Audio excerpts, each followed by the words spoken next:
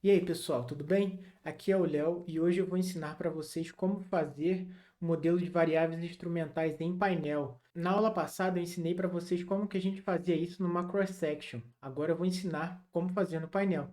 Mas aqui, pessoal, a gente tem um pequeno probleminha em relação à versão anterior no cross-section. A gente não tem como aplicar aqueles diagnósticos do summary no modelo em painel, só na cross-section. Então, vai depender muito mais do seu conhecimento para identificar o que é um instrumento fraco. Vamos lá? Se vocês gostam desse tipo de conteúdo, não se esqueçam de se inscrever no canal e também curtir o vídeo, beleza? Qualquer dúvida que vocês tiverem, deixem aqui nos comentários que eu vou resolver. Então vamos lá. Eu vou carregar novamente o pacote AR, o UD e o PLM. E agora, o que a gente vai fazer? Bom, primeiramente eu vou fazer um modelo bem basicão, pessoal, só para vocês entenderem como funciona em painel. Para quem não viu a aula anterior, eu sugiro que vocês vejam como que faz no cross-section, porque em painel é muito parecido. Então eu vou carregar esse exemplo aqui que é do Woodard. E o que a gente tem aqui, né? Qual é o exemplo que a gente está tentando fazer? Nós vamos tentar mensurar o impacto na produtividade causado pelo tempo em que a pessoa passa em treinamento. A nossa variável dependente vai ser, então, a taxa de desperdício. A explicativa, que é a nossa variável endógena, é horas de treinamento por empregado. Por que a gente acha que ela é endógena? Bom, provavelmente a gente tem um probleminha aí de um viés de causalidade reversa, porque a taxa de desperdício ela afeta as horas de treinamento por empregado. Então, a gente pode supor aqui que quanto maior o desperdício, mais você vai tentar fazer com que o cara treine para poder diminuir isso, entendeu?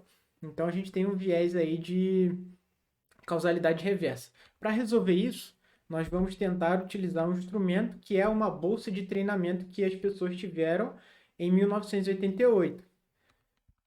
Primeiro aqui eu vou fazer um modelo simples em painel usando o PLM. Se você não sabe usar o PLM, eu tenho já uma aula ensinando a rodar modelos em painel no R. Então, pessoal, primeiro eu vou fazer o R identificar qual é a variável ID e qual é a variável de tempo aqui do nosso painel, beleza? Então, como que eu faço? Eu uso do PLM, p.dataframe, uso a nossa base inicial, que é dtrain, e o meu index vai ser a minha variável de ID, nesse caso, que é o código, e a minha variável de tempo é o ano. Vou remover a base original, e aí eu vou rodar um modelo bem simples aqui de primeiras diferenças.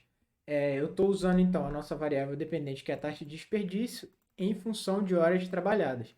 E aqui o meu modelo vai ser, primeira diferença, eu boto aqui FD. Rodei isso aqui, vou dar um summary. A gente vê aqui que essa variável não é relevante e que a relação é negativa, como a gente espera. Mas agora a gente vai usar o instrumento.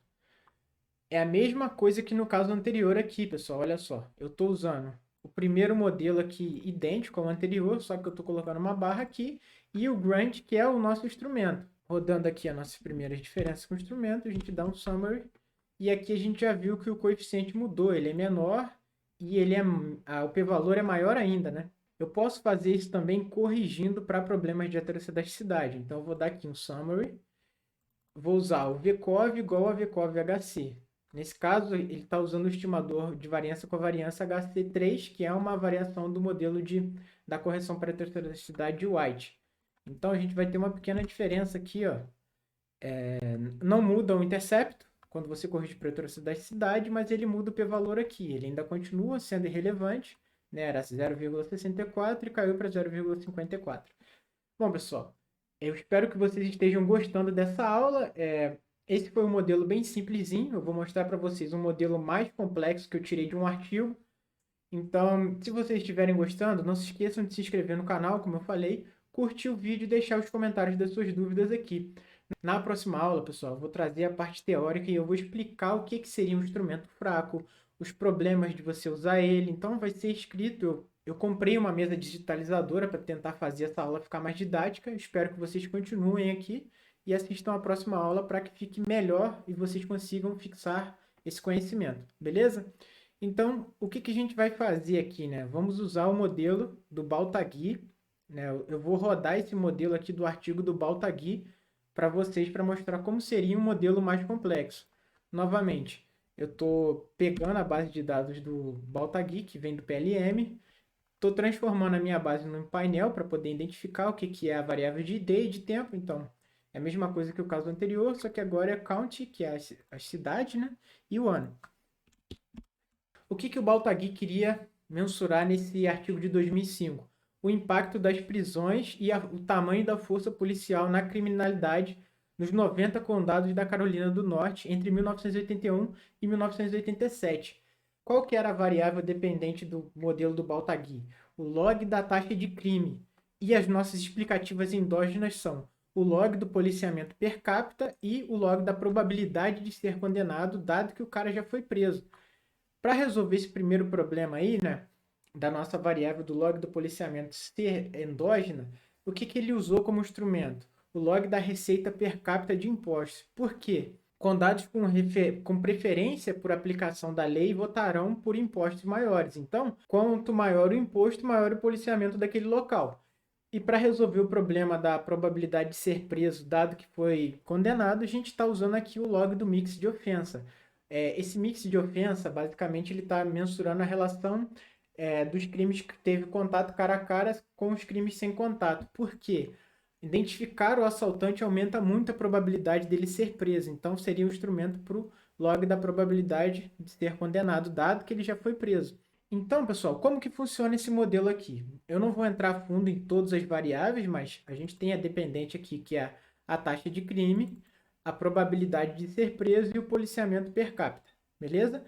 Então, a gente tem aqui no segundo estágio do MICEO de 2 estágios, a gente vai usar isso tudo aqui, só que no primeiro estágio, o que a gente vai fazer? Bom, a gente tem aquela barrinha para separar o primeiro do segundo estágio, a gente vai rodar todas as variáveis que terão no segundo estágio, menos as nossas variáveis que são endógenas, mais os nossos dois instrumentos. Então, o que nós temos aqui, então? Duas dependentes endógenas e dois instrumentos, um para cada um. E o modelo que o Baltagui rodou aqui foi um modelo random. Ele não introduziu um modelo de efeitos fixos ou primeiras diferenças. Vamos rodar aqui, então, para ver. Estou removendo a taxa de crime e já vou rodar diretamente, corrigindo para a heterocidade, o nosso modelo.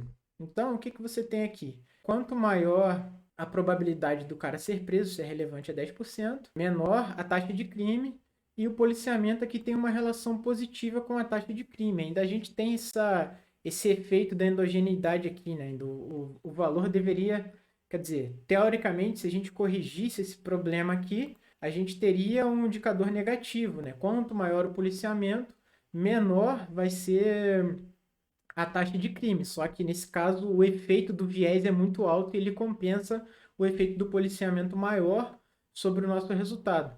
Então, pessoal, essa aula foi bem simples, né? Eu mostrei um modelo basicão de como que a gente faz em painel e depois trouxe para um modelo mais complexo em que a gente tem mais instrumentos e mais variáveis endógenas.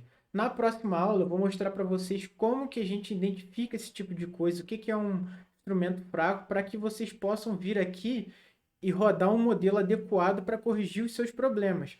Porque se você não souber o que você está fazendo aqui, você pode ter um instrumento que simplesmente não serve para nada, beleza?